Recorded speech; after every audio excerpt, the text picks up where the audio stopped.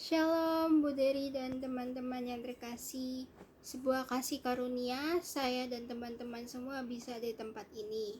Sebelumnya, perkenalkan nama saya Kerentala Raharja. Saya dari kelas 9B dan pada hari ini saya akan membawakan firman yang berjudul tentang ketenangan yang dapat mengalahkan badai. Pertama-tama mari kita membuka Alkitab kita pada Lukas pasalnya yang ke-8 ayat 23 sampai 25. Saya ulangi lagi, Lukas pasalnya yang ke-8 ayat 23 sampai 25. Kita baca bersama-sama ayat 23. Dan ketika mereka sedang berlayar, Yesus tidur. Sekonyong-konyong turunlah taufan ke danau sehingga perahu itu kemasukan air dan mereka berada dalam bahaya.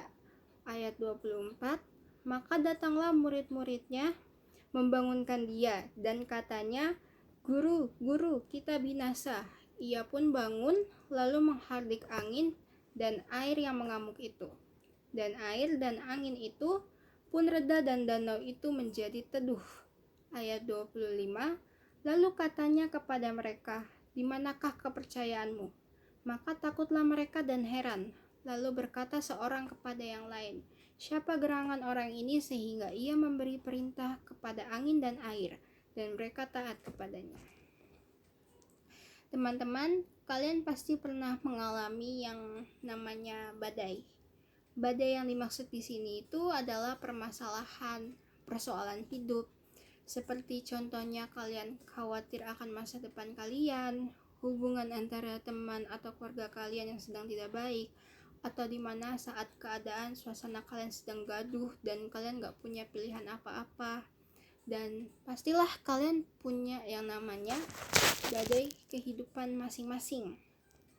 Nah, tapi mau sebesar apapun masalah persoalan yang sedang kalian hadapi, yang sedang kalian alami saat ini, kalian juga harus ingat nih teman-teman, kalau kita punya Bapak yang sanggup memberikan kita ketenangan untuk kita dapat melewati persoalan-persoalan apapun yang terjadi di hidup kita. Nah, ayat Alkitab yang barusan kita baca tadi menceritakan tentang murid-murid Yesus yang ingin menyeberangi Danau Galilea, tetapi mereka di saat perjalanan mereka itu terhambat oleh angin taufan, badai dan gelombang ombak yang besar. Sudah 9 jam mereka terjebak di danau tersebut. Nah, padahal di ayat 23 dikasih tahu nih kalau ada Tuhan Yesus di dalam perahu tersebut. Tetapi walaupun ada Tuhan Yesus di dalam perahu tersebut, gelombang ombak itu tetap menerpa perahu tersebut hingga perahu itu mulai penuh dengan air.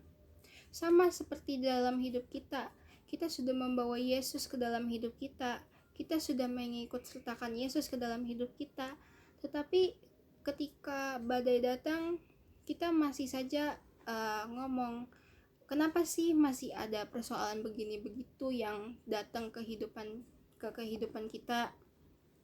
Nah, kita juga sama seperti murid-murid Tuhan Yesus yang saat badai datang mereka itu khawatir dan mereka sangat takut binasa.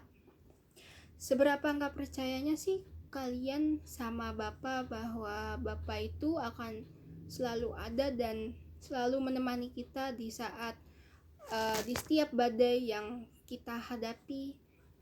Kita memang melihat badai tersebut, kita merasa bahwa badai itu besar, padahal ada yang lebih besar dari badai yang kita punya, yaitu Bapa yang sanggup menaklukkan semua badai-badai kehidupan yang ada di hidup kita dan yang kita alami. Kuncinya itu adalah relakah kita semua untuk percaya sama Bapa yang akan selalu memberikan kasih karunia-Nya yang penuh untuk setiap kita dapat melewati badai-badai yang terjadi di hidup kita. Jadi teman-teman, mau sebesar apapun persoalan yang terjadi pada kita hari ini, bahkan yang kita belum tahu ataupun yang nantinya akan datang, maukah kalian untuk terus membawa Yesus ke dalam perahu kalian, Maukah kalian untuk terus percaya sama Bapa? Walaupun badai datang, gak akan ada lagi ketakutan, melainkan yang ada kita mendapatkan ketenangan untuk dapat melewati badai-badai tersebut. Yuk teman-teman, kita sama-sama kasih ruang untuk kasih karunia-Nya dapat terus bekerja di dalam hidup kita. Terima kasih.